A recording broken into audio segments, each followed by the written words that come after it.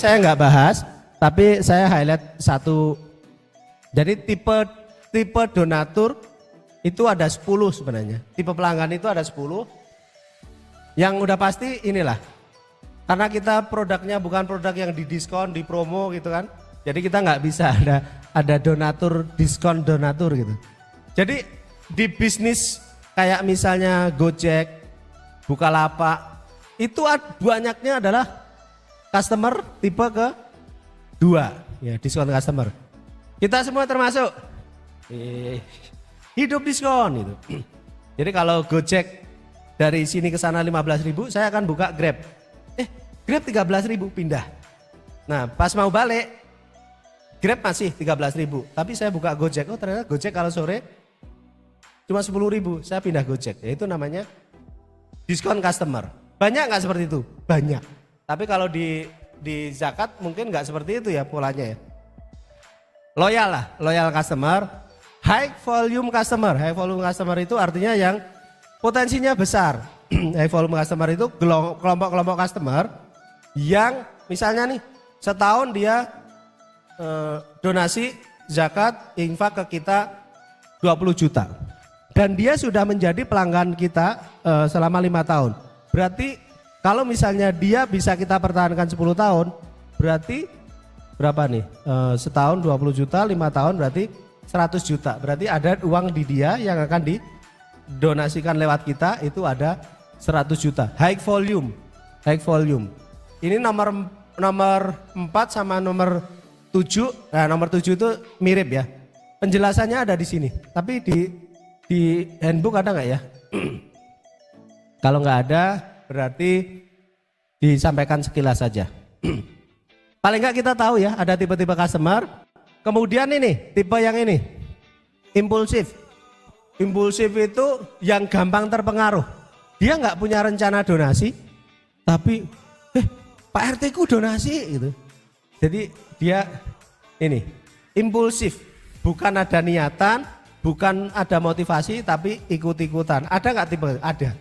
Maka kita bikinkan event rame-rame. Wah dia ikut-ikutan, nggak apa-apa ikut-ikutan. Tapi nanti kan bisa kita bina menjadi loyal customer. Benchmarking customer. Benchmarking customer itu orang yang punya pengaruh.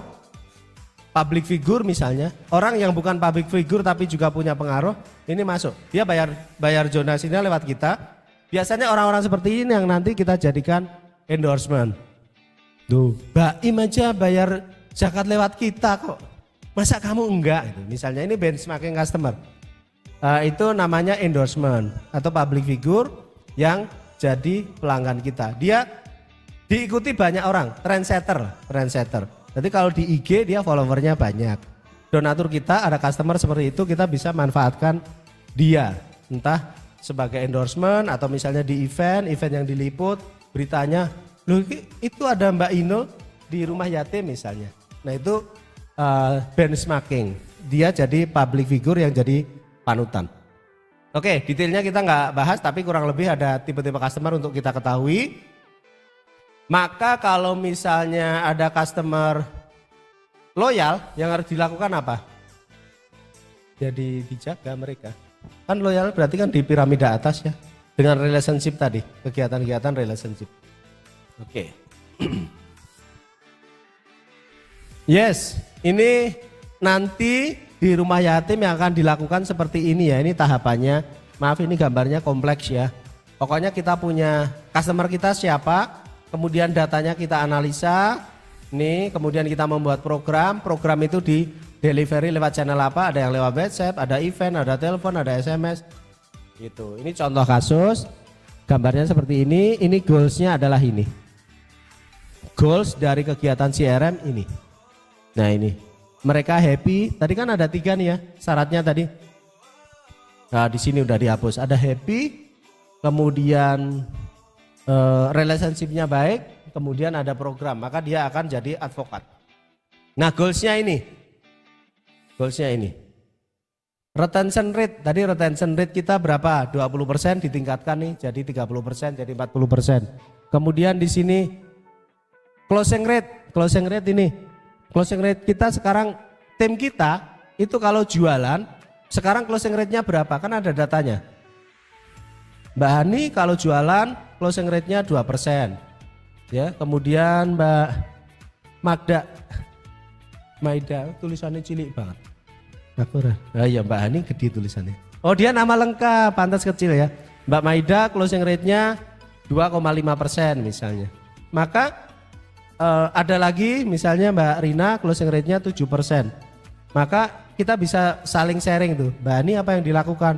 Oh saya milih calon donaturnya yang seperti ini, yang seperti ini, seperti ini.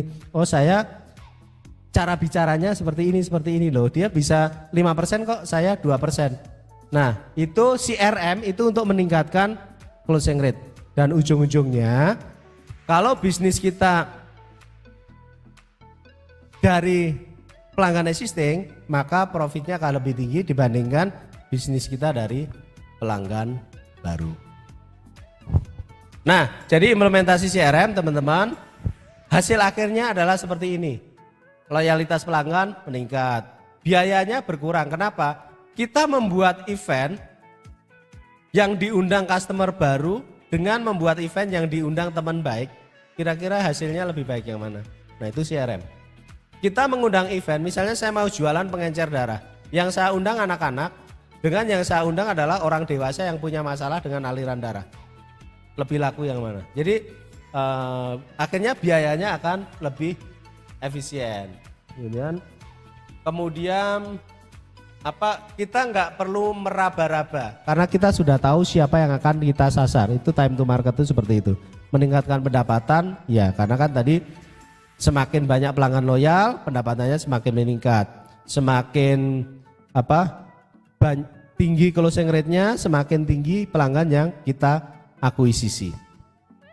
Gitu ya. Kemudian sepertinya ini slide terakhir. Tadi udah ya? Yang tadi udah. Oh belum. Oh ya ini. Iya. Untungnya kalau misalnya kita punya donatur loyal, ini keuntungannya kalau kita punya donatur loyal ya. Kalau kita punya pelanggan loyal, ini manfaatnya. Pertama, menghemat biaya promosi. Ya, kita nggak perlu promosi, kita nggak perlu buka stand, kita nggak perlu ini. Orang tinggal mengingatkan aja, memotivasi aja, gitu. Kemudian, nah itu nggak kelihatan ya. Oke, meningkatkan closing rate. Yang ketiga adalah mereka nyaman dan senang dengan kita. Contoh ya, kalau misalnya saya ke tukang potong rambut, yang tukang potongnya ada 3. Yang kosong itu bukan yang biasa motong rambut saya nungguin yang biasa motong saya. Karena udah biasa dilayani dia. Kemudian dia pindah ke barbershop yang lain, saya nyusul dia. Karena udah merasa nyaman. Tim saya yang tadi jualan produk suplemen, itu bahkan customernya itu punya arisan keluarga sebulan sekali. Heti, arisan keluarga tanggal 10 ya kamu datang ke rumah. Disuruh apa? Untuk cek kesehatan semua anggota keluarganya sebulan sekali. Karena dia udah nyaman sama Heti. Tutut punya customer di Solo, Tutut itu di Surabaya. Customernya itu buka salon kecantikan. Belanja material perlengkapan salon itu di Surabaya. Tut, materialku udah habis, kamu belanjain ya, tak kirim ini data-datanya yang perlu dibelanja.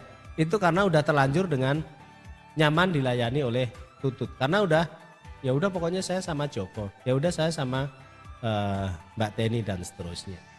Oke, mereka pemaaf. Pemaaf itu begini, kalau misalnya kita bukan pelanggan loyal, pengirimannya telat sehari aja udah ngomel-ngomel gitu ya. Kemudian Mbak kok belum nyampe, Mbak kok ini gitu. Atau misalnya nih kita jualan apa ya? Nah ini frame kacamata. Bukan, frame kan bukan sekali konsumsi habis ya, bukan konsumsi habis. Anggap aja ini suplemen. Suplemen sekarang harganya 300.000. Karena dolar naik, bahan baku naik, BBM naik, maka kita akhirnya jual 350. Customer loyal ngomel-ngomel enggak. Joko itu jadi 350. Iya Bu, ya kita harus menyesuaikan kan. Bahan baku naik, ini naik, bensin naik. Oh ya udah deh, mereka pemaaf. Kalau misalnya kita ngirimnya telat, mereka juga nggak marah-marah. Nah itu keuntungannya kalau kita punya donatur loyal gitu ya. Kita ada kesalahan juga mereka akan memaklumi. Nah itu yang penting, sedekah lagi, sedekah lagi, sedekah lagi. Kemudian dia merekomendasikan, yaitu duta penjualan gratis. Jadi dia akan merekomendasikan, udah rumah yatim aja.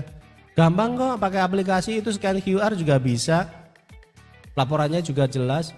Nah itu mereka akan jadi sales, tim sales kita. Jadi duta penjualan gratis. Dia akan membantu mereferalkan layanan rumah yatim. Kemudian tidak sensitif terhadap harga. Ya kalau di kita mungkin bukan harga ya. Nanti pokoknya nggak sensitif kalau ada perubahan-perubahan terkait dengan finansial. Kemudian, nah membuat program loyalty. Tadi program loyalty kan ada 4R ya. Relationship, referral, retention, referral, dan recovery. Nah kalau customer ini loyal, ya program relationship, program itu akan lebih efektif.